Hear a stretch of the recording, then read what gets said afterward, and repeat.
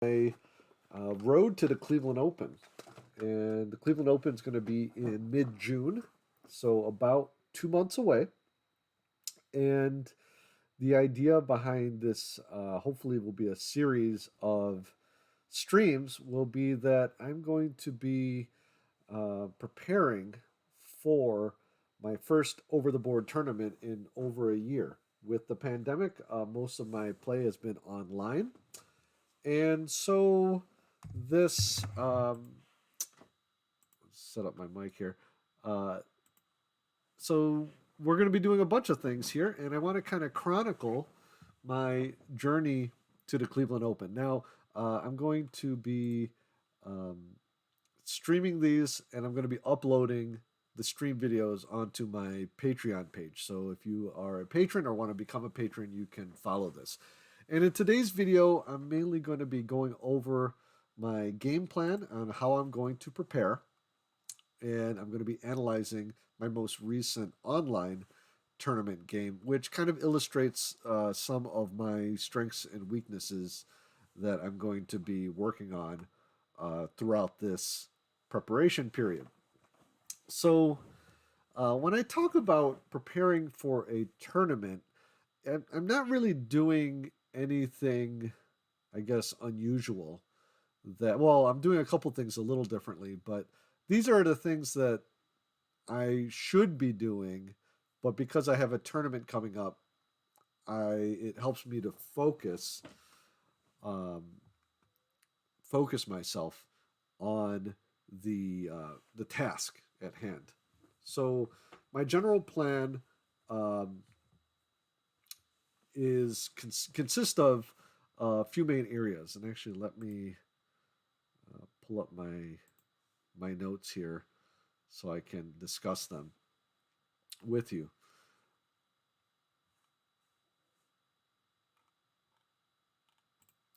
The you know I have a few areas that I need to work on, and this is based on um, maybe what I should do here actually is show you what I'm talking about. So let me go ahead and create another window, and here. So this will help to, I think this will help to illustrate things. So let's put this up here. Sorry, I'm a little less organized here, but hopefully it'll be fine. Okay, we're going to cover up the board a little bit. Okay, so I have a few areas I want to work on here, and this is how I'm going to do it. The first one is to improve calculation and tactics, and I'm going to do this in a few different ways. One is using chess tempo. Uh, I have a new book, Chess Calculation Training by Romain Edward, so I'm working through that, and then I'm going to be solving endgame studies. And my goal is to do a little bit every day, but with a minimum, hopefully, of 30 minutes. My second task here is to try to play 2 or 3 long games per week. And so these would be classical games here on Lichess. I am in a online tournament right now for the USCF. I have 2 wins, a draw, and a loss in that, but those are 45 plus 15. The time control at the Cleveland Open is actually going to be quite long. It's 100 minutes with a 30-second increment. So um, it's very important for me to practice things here. And as you're going to see in these notes that I wrote, that the I'm practicing not only the chess, but I'm also practicing my focus as well as uh, the behavior of the play that my thought process, my attitude, and these are the areas that I think I've kind of eroded with excessive blitz and bullet play. So those are the areas I'm going to be doing. So I haven't made a rule for myself that I'm not going to play any blitz because I do think there's some beneficial parts and also it's fun. But I want to make sure I'm playing these 2 or 3 long games per week. And I'm not going to set a specific, it has to be 3 or it has to be 2, but because part of it is the next part, which is I want to analyze each of these games. So my and this kind of ties into the preparation when it comes to like my openings, is that um, I want to. Um, oh, and I mistyped this. I want to spend some time without the chess engine. So practicing my analysis skills and my thinking skills, and actually the last couple months I have not been using a chess engine at all. But then I do want to start checking it with the chess engine because I'm realizing that the all or nothing in terms of using the chess engine is maybe a little extreme, and there is some use for the chess engine. So that's what I want to do.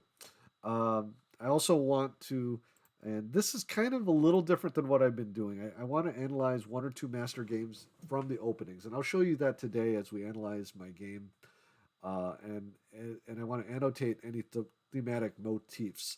So you'll notice as we analyze today, because I already started working on this game, I have a couple master games that I've attached, and which is kind of neat with Lichess that you can do. And what you can do is I've noticed, I guess there's certain pawn breaks that are common in these games. And by studying these, as opposed to just memorizing, which is what I've been doing a lot, I think it is important to memorize, especially in sharp openings. But you need to make sure you understand, and that's kind of what I'm trying to focus on during this preparation period. Um, Also, I want to find critical positions to improve, and I'm using FIDE Master Nate Salon shared on Twitter some tips on how to inoculate yourself against misconceptions. And so there's 4 steps. So we find the best move, and that's why I want to use the chess engine to make sure I'm finding objectively the best move or one of the best moves. And then we review the mistake we made, and then we think about why we made this move. And I have one position that I'll show you today that I'm going to use this with. And then we explain why this reasoning is incorrect. And so what we do is it's starting to help us to um, avoid doing the habits or the understanding, try to avoid the understanding that cause us to make that mistake in the first place. So we'll look at that. Um, the next part here is improving health and fitness. And again, these are things that I should be doing anyway, but maybe have fallen off. So this tournament provides me with the opportunity to focus on that. And so that's what I'm going to try to do. The so things I like to do, I like to do calisthenic push-ups, sit-ups, pull-ups, squats, lunges. Also like using the weights. My son's lifting weights, so I'm trying to join him sometimes in lifting weights.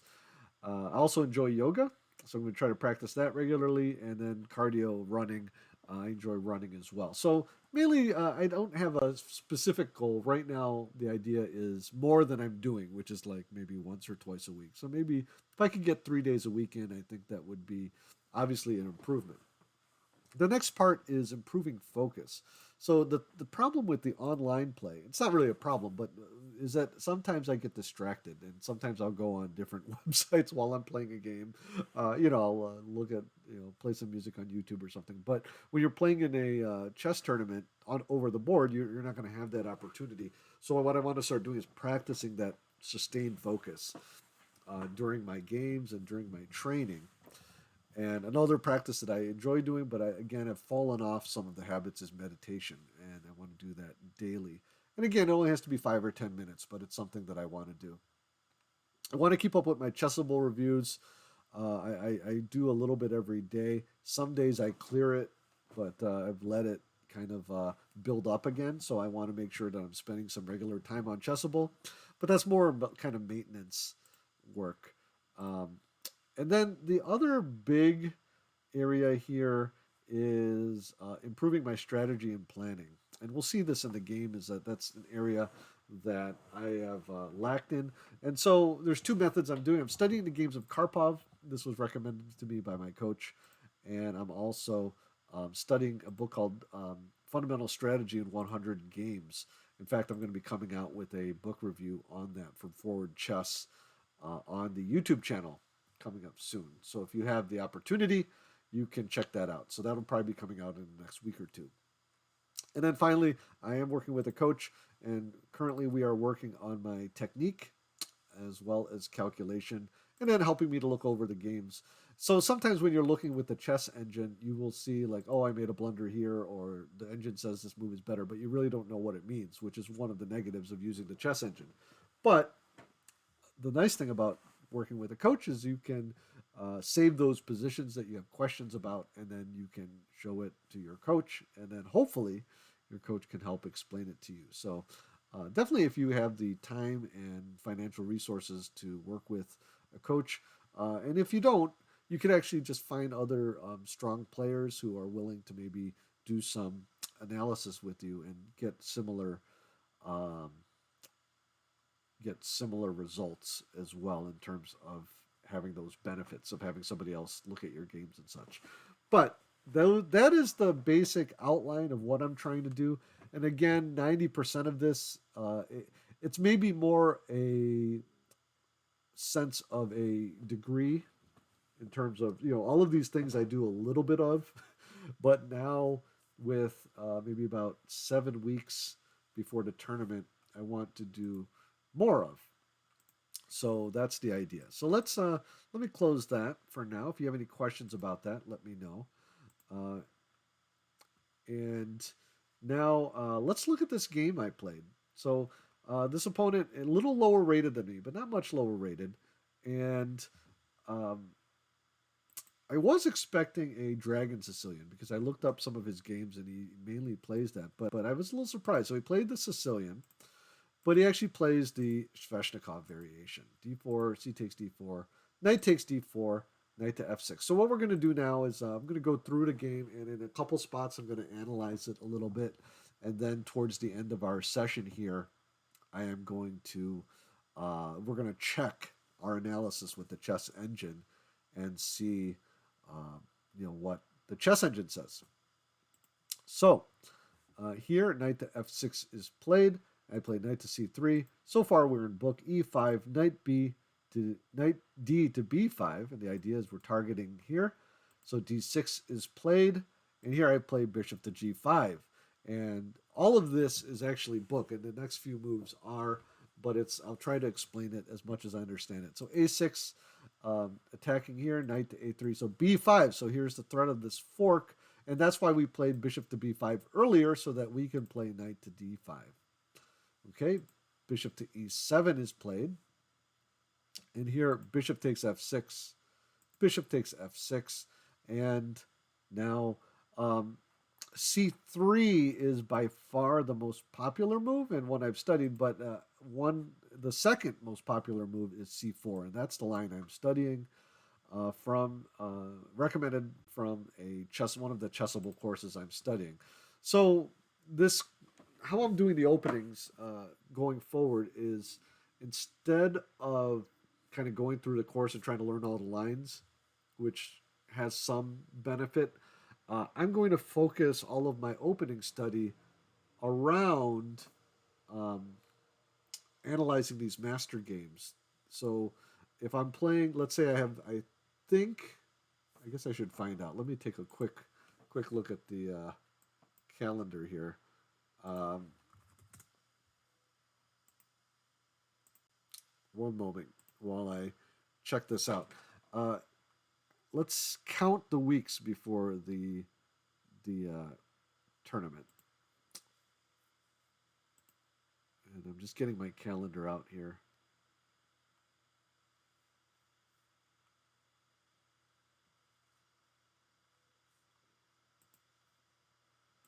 Okay, so the tournament is on June 13th. Let's see, June 12th and 13th, which is, let's see, I'm going to count the weeks. So I have two, 2 weeks in June. And in May, there's going to be 4 weeks in May. So that's 6. And then 7.5. So we're now halfway through. So 7.5 weeks before the tournament. So let's say I average about 2.5 games per week. So that would be 14 plus 7, 21 games. So those 21 games, I'm going to be looking at maybe 21, 21 new lines of theory, and also analyzing 20 to 40 master games in those lines, trying to understand the ideas behind the moves. So part of this is kind of left to chance, depending on if they what openings my opponents play. But really, unless you're gonna, I really feel it's going to be the most effective method for me, because if I just randomly start just trying to plug lines and trying to study lines, um, who knows what I'm going to get? Because we really don't know what you're gonna encounter during the tournaments. But so I'm slowly going to gradually increase my knowledge that way, and I found that for the most part, uh, my opening play is not the reason why I get into trouble, although that's not 100% true.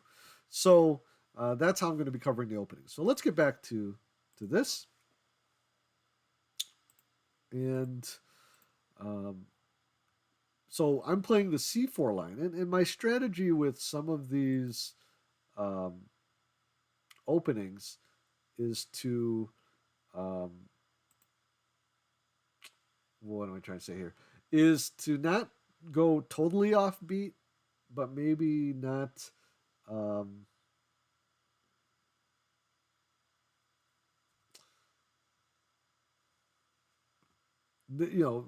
I'm sorry, I got a little distracted there. Um, but finding maybe the second line, so maybe not as well known to my opponents, but also finding active play. So I'm doing this through the Chessable courses, and in a couple cases doing my own research on it. Okay, so here B4, and this is one of the main moves. Knight to C2, A5, and here I play the main line, which is G3. So B3 um, is played in some lines where when rook to b8 is played. But I kind of hold off here to try to develop my king side. And this is the main move, just to show you here, because there is no threat. If someone were to play b3 here, you're just losing a pawn. Okay. For example, something like this, then we can play here, and then this is protected, and then we can always reinforce it later with um, with our rook, for example. And also, we're putting pressure here on this rook. So it's not really a threat. Okay, so black castles. Again, bishop to g2 is the main line. Bishop to g5. Um, and then here I castle. And then here knight to e7. Now, there are a few games that have been played with the knight takes e7, but the idea here, I think, is that um, it's not really necessary. So I actually take this opportunity just to play this move, and I'm not afraid of this capture. Okay, actually looking at this here, the main line is to play this knight over here. And then after this capture, we have knight takes e3. So I guess that kind of misplaces the knight here. But then bishop to e6 comes. I'm just looking at this here. Queen to d3. And then there's actually the most recent game in this line is from 2010. Ian Nepomniachtchi actually played Timofeyev in this game. So it has been played at a very high level.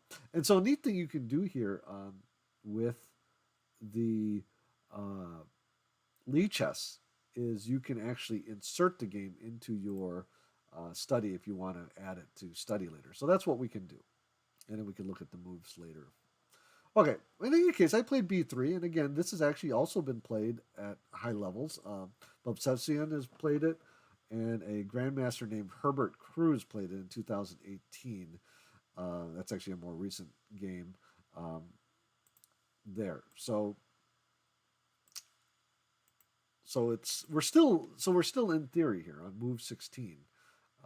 But we just didn't. I didn't realize it. Okay, knight takes, queen takes. So here we have this d6 weakness.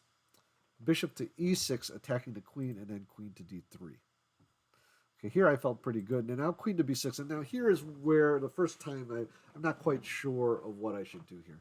And so there are two main options, and I actually considered both of them during the game. And one is to play king to h1, which is what Obsessian played. And I will show you maybe a few moves of that game to kind of show you what the idea is. And the other one is to play rook a to d1, pressuring d6.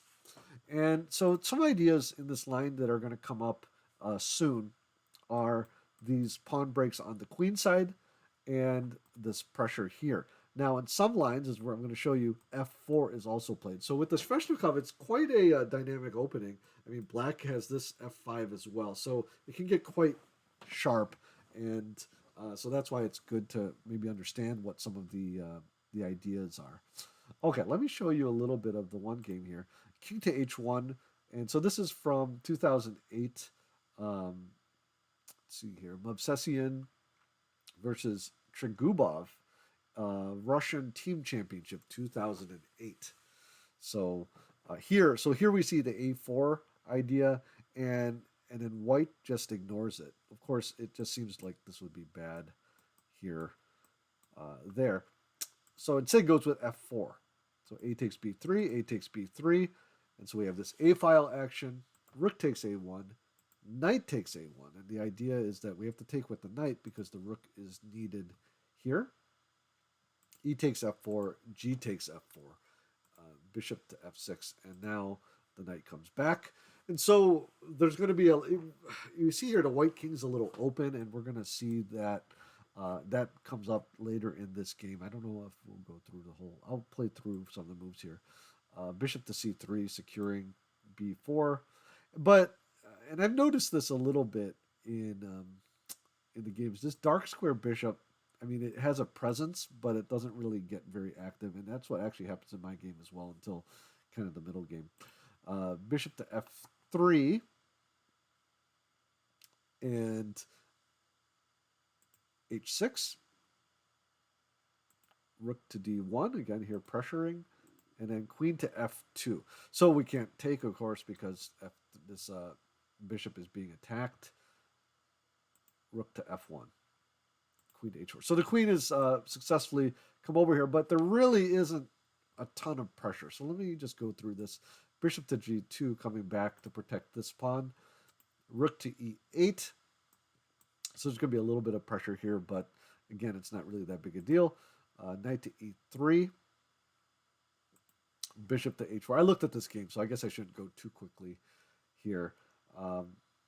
And white basically has it all together. This bishop is doing nothing. So all of these pieces are kind of actively defending different pawns and different squares, while black tries to drum something up. With regard to material, white is up a pawn, and so that's why black is kind of trying to gain some initiative here. So knight to d5. This just looks solid here. Bishop takes g2 check, king takes g2, and then rook a8. So here's the threat. Queen to g3. So basically, if white, I mean, this knight is superior to the bishop, and we're a pawn up. So if white can trade off these major pieces, then he's going to be winning. So queen to h5, e5, and here queen to e2 check. Let's just take a look what happens here. If he takes, so I'm kind of wondering what the idea is here.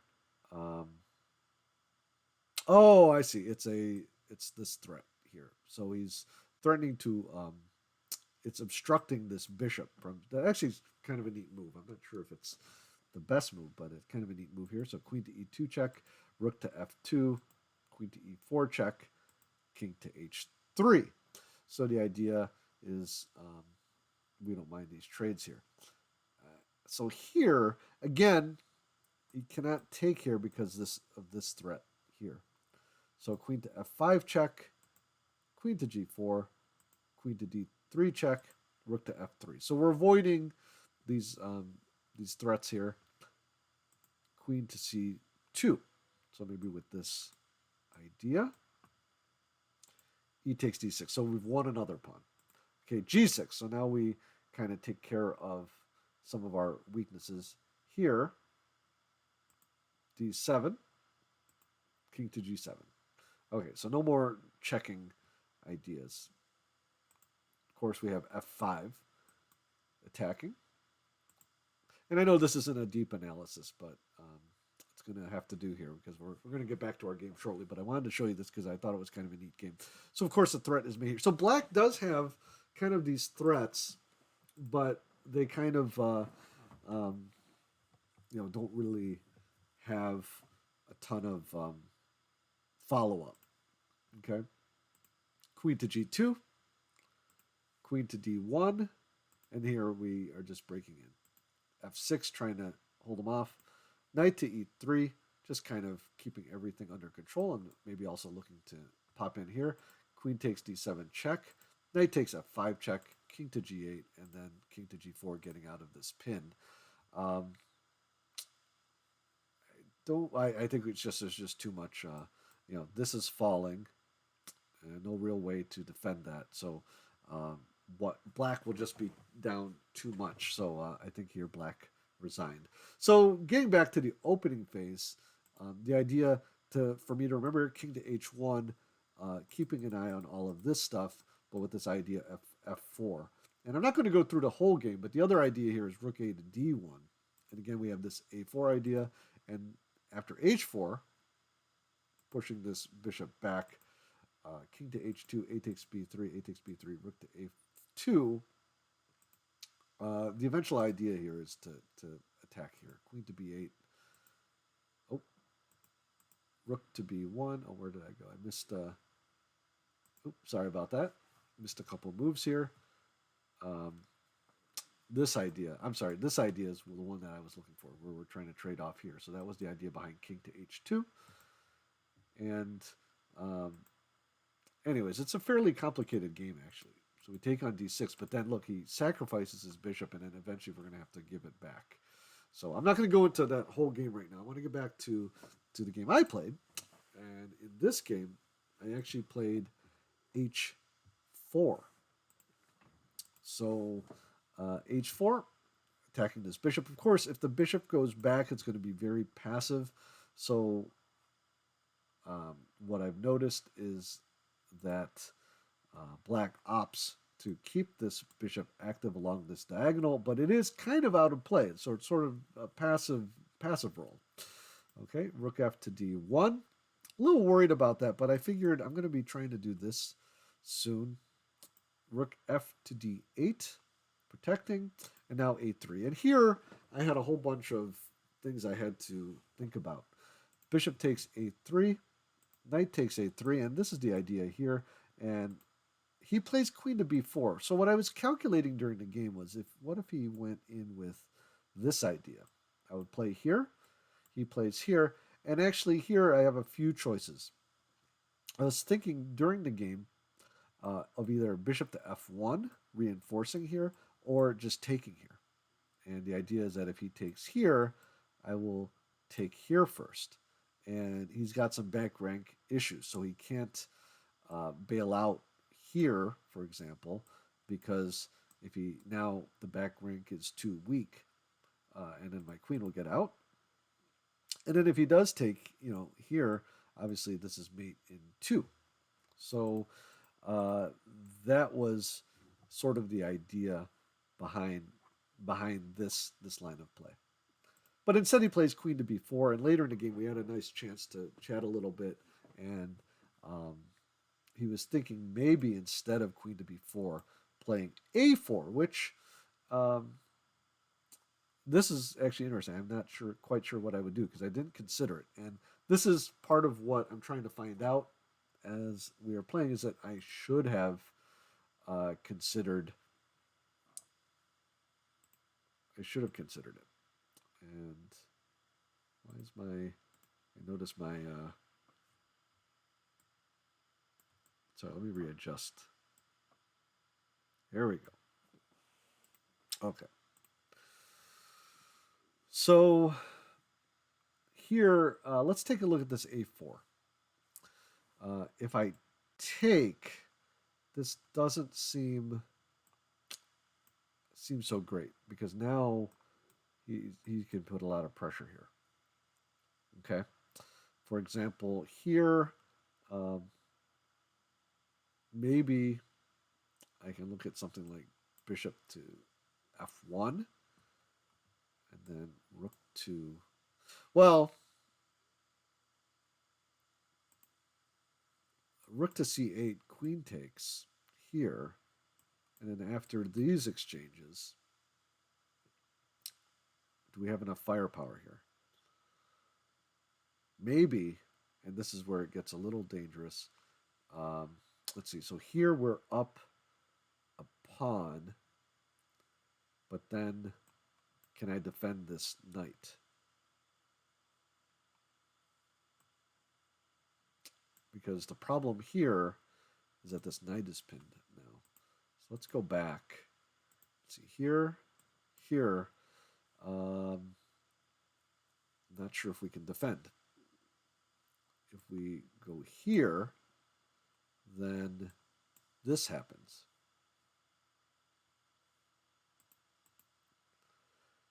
Okay, so let's go back a couple moves. So taking on d6 does not look good.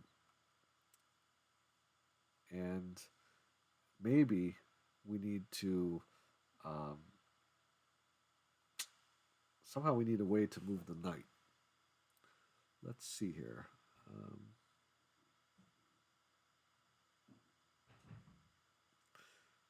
Maybe we move the rook first to defend. But then does he still have this? And then here,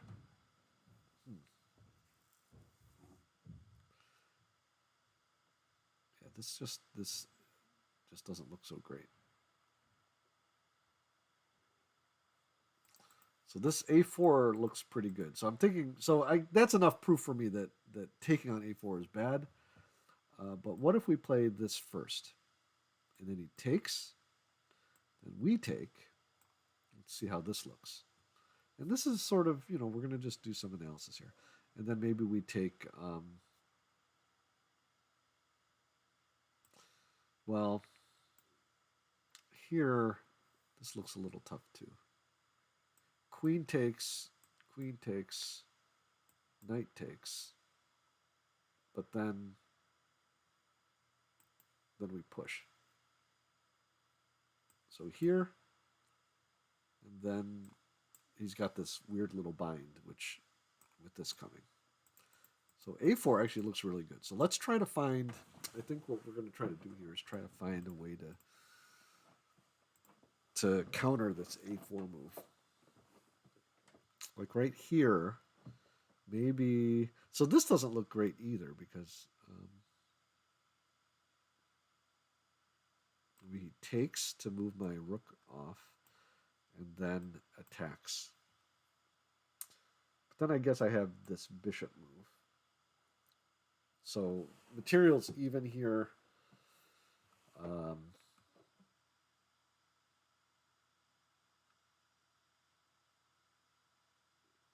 But then, for example, this knight is... Yeah, I'm not sure. He adds an attacker. Can we add... Oh, see, we can't add a defender that way, can we? So this is already problematic. Let's go back to the drawing board. So here,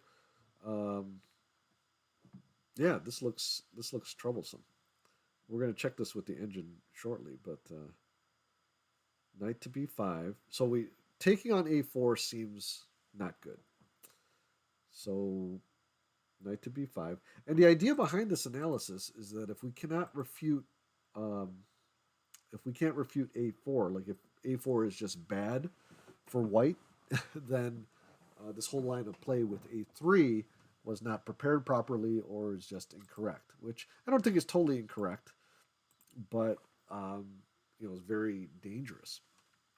So if we go here, so what other knight to b5? If we go here, what can we do differently? Maybe we take, and then we take here. Does this transpose? I think this might actually transpose to what I was looking at. Let me check the other line. A, B. Oh, okay. Here in the other line I took there. So A takes B3.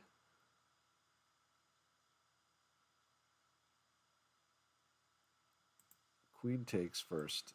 Okay, it's changed a little bit because I took there first. So maybe let's see if how this looks. Knight to b5, A takes b3, and then what if we take first? So that displaces him over there. And I did look at the line where we take, and that just looks a little problematic. But now instead we take here on b3. So here he swings back over, and then we defend.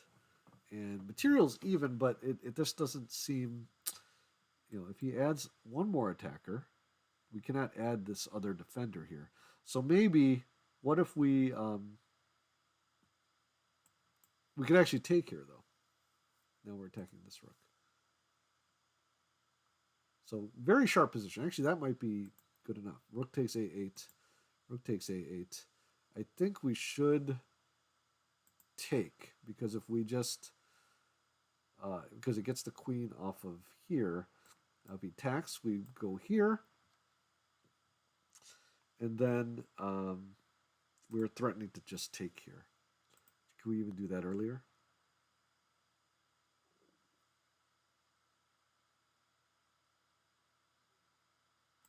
Let's see if we take. Maybe we could just take here. Let's see. This doesn't look right.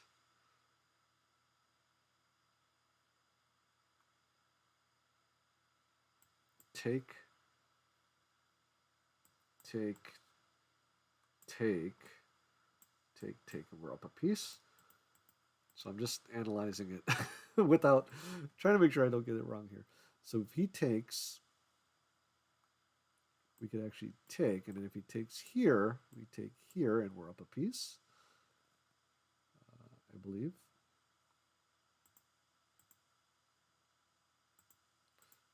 So after this, taking doesn't look good, so we move the queen.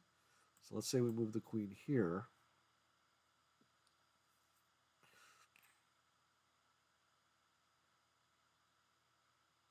So we're attacking here, and then maybe what we could do is just do something like this. If he tries attacking, we check him first. Here like this. Check.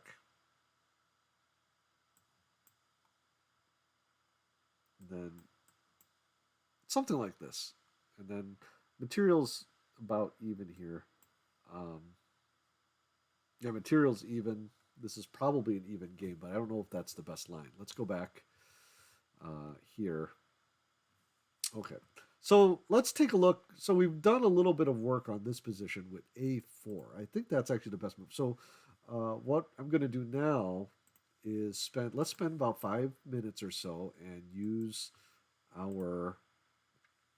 the engine to actually see what we didn't see. So we're going to go over the lines here. So let's start off with a4. So we're going to go here, queen takes a3, and I think what I'm going to do here is actually, I'll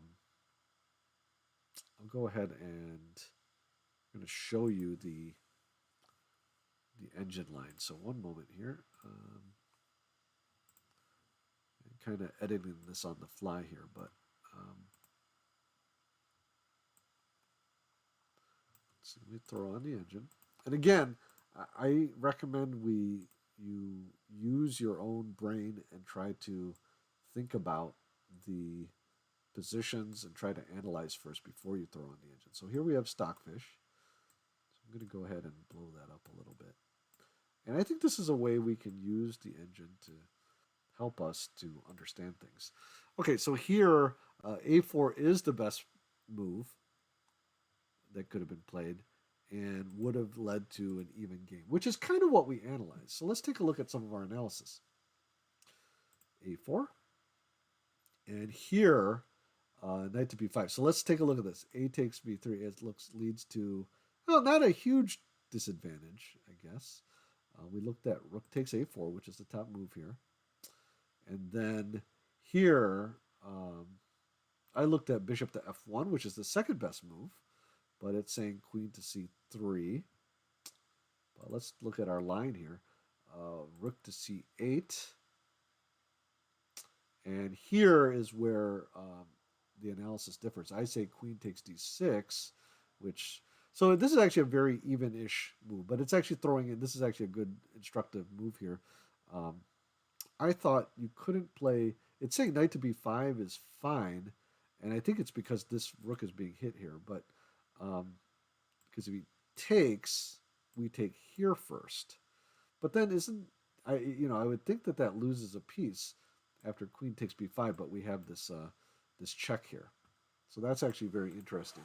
And again, maybe this is somewhere where I should have done a little more exploration of that, because that would have been neat to analyze too. I find it enjoyable to find these moves in analysis, and it just kind of feels better than if I just find it with the engine. So let's see what our other line is. So we did find what I believe was the best move. What I should have done was maybe put down what I thought the analysis was and checked it. So kind of have as an exercise. So a takes b3, pretty much the only move here for black. And then it does go into this line. Rook takes a8. Rook takes a8. And then it is saying that we have to take, because we do anything else. So the other moves we're looking at, like bishop to f1, is just losing with rook to a2 with b2 coming. So that's saying that that's losing. But we actually did look at the best line, which, let's go back, which is queen takes b3. And here I looked at rook to c8. So it's saying rook to c8 is about even. So if you could look at the engine here, pretty much all these moves are around 0. So this is promising for me. It's telling me that my analysis is not horrible. Okay, so I don't want to draw too many conclusions here. It is saying the rook takes d6 is good. And it actually is using some of the lines today. Queen to c5. Okay. Queen to d3. So you can see here, this is even. And that's good. Now, I think the idea here is that eventually we'll run into areas where my analysis does not match up with the engine. So, but let's look here. Bishop takes c4, and I saw this rook takes d8 check, rook takes d8, queen takes d8, queen takes f8. And here, I did say queen takes f7 check. It's actually saying this is a little bit better for, well, no, it's still about 0. Okay. And then here it's actually saying bishop to f1 is an option, but knight to c3 I think will also lead to. Here it's saying it's negative 0.2, but anything like that is not really significant in my book. And we can just say this is pretty much an even game. Okay. So, okay. So we saw a4 would have been better. Now let's take a look at what queen to b4. It should be winning for white. Okay, I'm going to turn the engine back off. I did play the best move here, knight to b5. We're going to turn the engine off. We're going to kind of go through here. Knight to b5. Okay, a4 now. And here I felt I get this move in. Okay, and the idea here is that after these moves, I saw this next sequence here. So taking here pretty much has to take, I think. And then here, and then the whole idea is that after he captures, then I get this, because I'm hitting him with this pin. So here I thought my position was really good. Here he plays g6, which I thought was good to bring this bishop back. C takes d6, bishop to f8, and then d7. Because anything else, I think, is just bad because he's just going to take here with the rook. d7, bishop to c5, bishop to h3, attacking here. Queen to c6, queen to b3, and then here, after king to f8, defending, is where I made my critical mistake. I couldn't, so I was looking at rook to c1, and so this was, but what I saw was bishop takes f2 check, so I just discovered attack. And basically kind of ended my analysis there, thinking that black is just the exchange for a pawn. But if I had pushed it just a half move further, okay, if I had pushed that just a half move further, I would have seen that I'm winning here. Queen takes e6 check. The king moves. Let's say the king moves here to, let's say he moves here to f8. Then I've got this check. Okay, and then after he moves away, I'm picking up the rook. And if he moves here, I've got this check. And then I'm picking up the rook here. Now, and the whole idea here too is that there's really very little chance of perpetual, because after I drop here, I get the bishop to interpose. It's actually protecting this pawn as well. And so I'm going to be probably promoting this pawn soon. This is totally winning. All right, let's go back. So that's all based on rook to c1. And the problem here is that it's pretty much, this is pretty much winning, because what can black do? If black, let's see, if black tries to just take, because now that this is open, then we can take here first. Okay. Now, he does get this rook check off. Okay. But after king to h2, it's hard for him to follow up. Actually, this part I didn't analyze as much. Oh, I'm sorry. He doesn't even have rook to d1 check because my queen is covering. So, but the idea here is if he takes, then I've got this, and I'm going to pick up the rook. Okay, so being a piece up should be plenty in this particular position. What else can he do? Let's go back. So after rook to c1,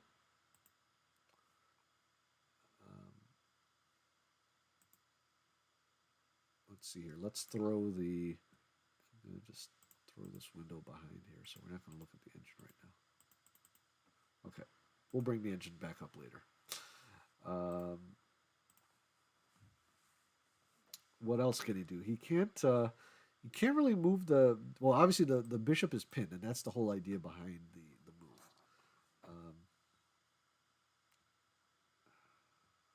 Really can't do much else. I mean, there's always this threat here, so he can't move the rook. The rook is kind of stuck. Cannot defend this pawn again, so there's no way to replace the queen as a defender. I mean, basically, almost no matter what black does, I'm just going to take. So now he could maybe move it away like that. Let's see what we would do in that case.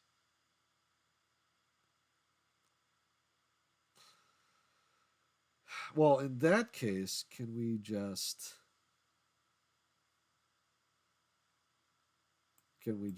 add another attacker here? I think that's the idea. And pretty much queen takes, and then we just take there. And then we should be, we're up a piece. So that should be good enough. All right, let's take a look here. Now, I did play queen to f3 check, and so the whole idea is I rejected rook to c1 because I thought that I'm just losing the rook. So queen to f3 check, my opponent plays here, and my idea is to hit him with this check. So he takes, and the idea here is that I get it. This end. Now, the only problem, well, the main problem here is that after queen to d6, we're basically in a drawn ending. If I take, then we have a draw-ish opposite color bishop ending. Or, as I played in the game, which gives me maybe slightly more chances, is I traded bishops. With bishop takes e6 check, queen takes e6, queen takes e5, and then the idea after queen takes e4 is that I'm a pawn up. But with these queens on, pretty much a draw, and my opponent does a great job of preventing me from advancing. So let's go back here to this position, and now again, take a look at this engine, and let me just pop it back up. And let's see what the engine says here about this. And so here you can see it is actually saying there's several ways to win, all involving the this pin. Okay, so I could have played here. Now it is saying rook to d3. I actually looked at this as well with this idea of a check, but it's saying here bishop to d4. So I'm going to lose this pawn, but maybe the idea seems to be this: check here, king to e7, and then queen to b4 check. What about bishop to c5? I guess the idea is I'm hitting here, and then now this is pinned, and it's giving you a crazy move here, king to d6 check, which just seems wacky. Okay, that just seems like a move that someone wouldn't play. So let's say he takes back here, and then I'm just winning. Looks like I'm winning a pawn with some continued pressure. So I think that's the general. Let's take a look at rook to d1 check, king to h2. Okay, well, that part I didn't look at much with the engine, so I'm not going to go too much further, but needless to say, rook to c1 is the top move, and it's actually giving king to g7, which we looked at, and then it is saying, take a look at queen to c, well, it says queen to c3, but queen to c4 pretty much has the same evaluation, which is winning, and then it's a jettison for the attack here. And what it's actually saying here is the line with, let's go back here, the line with queen to c3, is it better because I'm winning, because I'm hitting here? So bishop takes, king takes, and then now the queen has to take here. Rook takes, and then we're just a pawn, or I'm sorry, a piece up. A piece for a pawn, but these pawns are doubled, so pretty much nothing to do. Actually, we're going to win that like that. Okay, so I thought that was pretty. Actually, that was kind of a shame. That would have been a great tactic to see. Let's take a look at that position one more time. So you can see here I have this advanced pawn here, and let's try to reason how we should have found that move. We have that advanced pawn, and but we're going to be losing it. There's really no way to keep it. And really, it's recognizing this pin. And then after saying, oh, we got to be careful because of this discovered attack, saying, well, it's such a good move that let's give it another, let's analyze. And this is part of one of the issues that I'm having is this calculation. King takes. Here, I should see that I'm not in check, so I can push. And again, this takes 1, 2, 4 ply or 2 moves, just an extra move and a half further of looking to see that I'm totally winning this position. And so a little disappointed that I didn't catch it, but that's why we're here. We're analyzing, we're learning, and so I do want to try to have a good mindset about it as well. So I thought this was a very instructive game for me, and it ended up in a draw. And so basically, I did have one. I did blunder here. I was up this pawn. Let's go back here, right around here, and here I was just trying to push and push. And the way I saw, my opponent kept offering a draw, but my idea was I have the extra pawn. But then he just wins it here with this silly little mistake I made. But this is totally drawn. I played it for a few more moves. We actually ended up trading queens and going back to pawns. And here's the final position with just kings, which I always think is kind of neat, trying to really get the maximum out of the position.